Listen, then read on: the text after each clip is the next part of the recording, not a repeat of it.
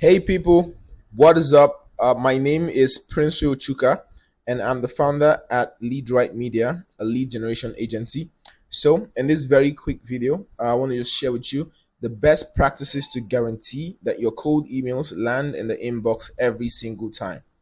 Now, if you're doing any form of cold outreach using emails to get your B2B product or service out there, you'd know that landing in the inbox with your cold email is going to be one of the biggest levers that guarantees your results.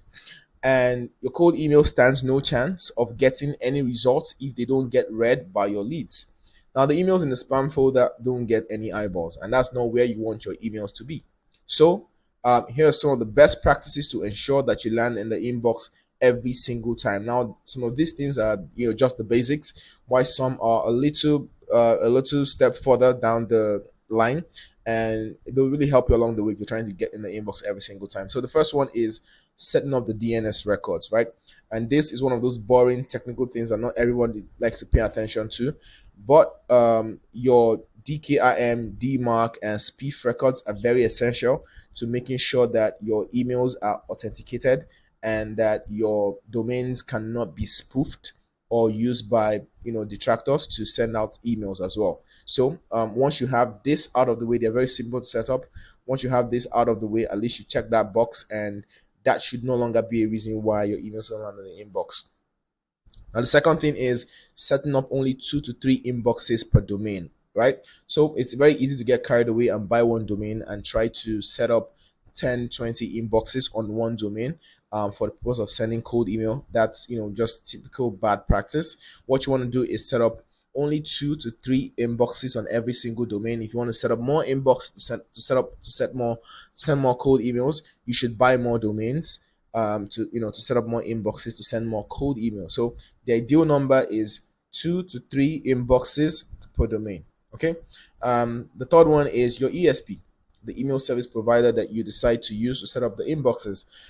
There's some new private email infrastructures and very funny services that you can use to send out cold emails.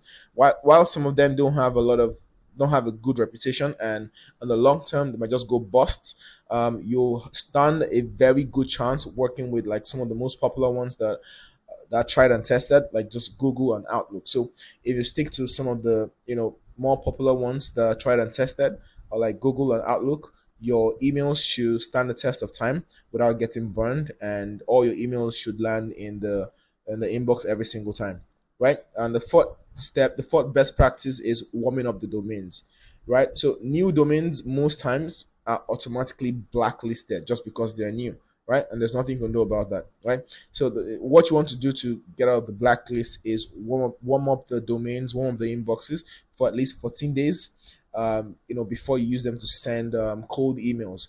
Now, the good thing about doing a warm up, the gift in doing warm up, what actually happens is that you have other email accounts mark your domain and your inbox as not spam for 2 weeks consecutively, and that improves your domain reputation before you begin to send cold emails, right?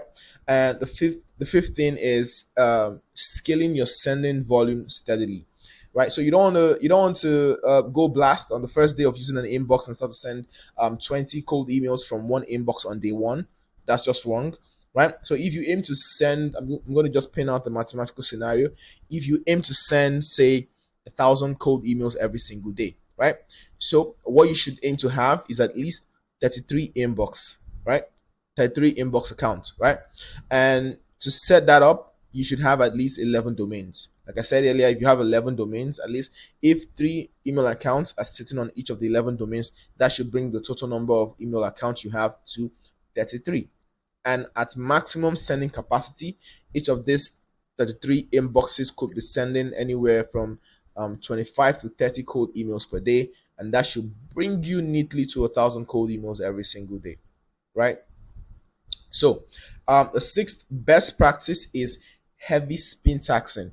Now, the word spin tax is a combination of two words, spin and syntax. Okay, the word spin tax is a combination of two words, spin and syntax. So if you send the same set of words 50 times, you're automatically going to get marked as spam, because Google, Outlook, Yahoo, Zoho, all of these ESPs can tell that you are promoting something, and that's why you're saying the same things over and over again. They can quickly catch up. So the only way to avoid this is by spinning the syntax so much that you have over 1,000 variations of one cold email every single time. So the best way to do this is to make sure that you're spinning the syntax of every single element in your cold email, from the subject line to the greeting line to the signature, and even in the body of the cold email, you could spin every single paragraph, right? So this is a good example. The subject line, you can see here, I'm doing question, first name, thoughts, first name, quick question about your TV ads, saw your ad, different variations of what could be a subject line, right? And even in the greeting, I'm not just using hello or hey. I'm saying very different things like howdy, hey there, greetings, right? Just so my emails look like they are new every single time they go out. And even down to the signature, right? You can sign up with, something more than just cheers, right? Regards, talk later, best wishes. Now your email is going to sound new and fresh every single time. And even your name, your job title of the sender, nothing can escape spin taxing if you're very creative, right? So with this setup, we've already created over 100 variations of combinations of the subject line, greetings, and signature. And this is going to make every cold email unique to some extent, right? Now, the seventh thing I have here is text-based unsubscribe option, right? So, you already know that it is bad practice to add a link in your cold email. Now, even if that link is an unsubscribe link, right? It could tank your results over time, because now you're sending out links.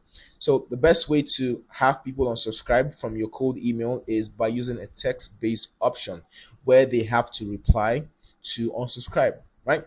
And as they're replying, it's they're improving the engagement metrics, and that still achieves the same goal of unsubscribing, right? So, and as they're improving the engagement metrics of your domain and your entire campaign, right, it improves your overall deliverability, because even those who are not interested in your email are also replying, and that improves your overall reply rate, and your domains are going to last longer before they eventually get burned. So number 8, diversify your infrastructure, right? So you stand a better chance of landing in the inbox of an Outlook user by sending your cold emails from an Outlook inbox. Same for Gmail too. So if your cold email engine is a good mix of some Gmail inboxes, some Outlook inboxes, when you're sending out cold emails, your sending software could do an ESP matching and send cold emails to the Outlook users from your Outlook domains, right? And send cold emails to the Google users from your Google domains, right? And this gives you a better chance of landing in the inbox. Now, the tool that I use, Smart Lead, it has the option of matching the lead's ESP to yours when choosing inboxes to send out the cold emails from.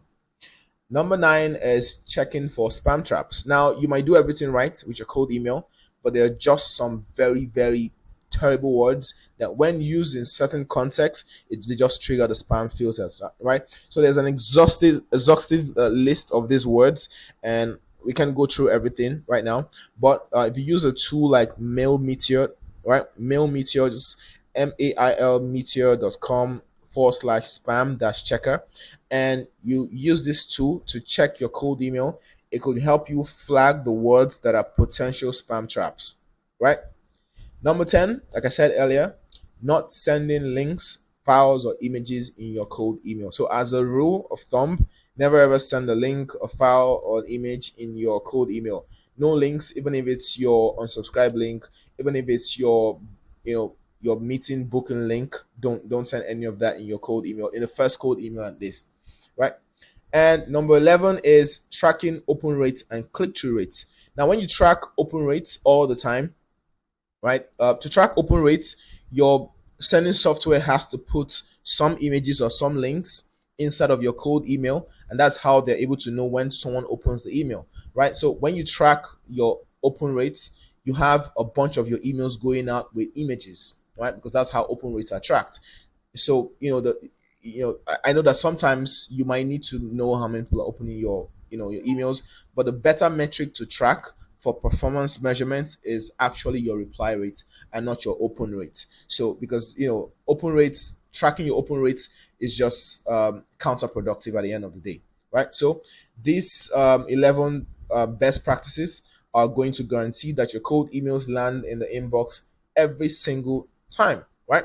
So if you're a B2B founder or an agency and you're looking to book more appointments using cold email, you can book a call with me. You can find the link to book a call with me anywhere on this video, and we can get that conversation going. Bye for now.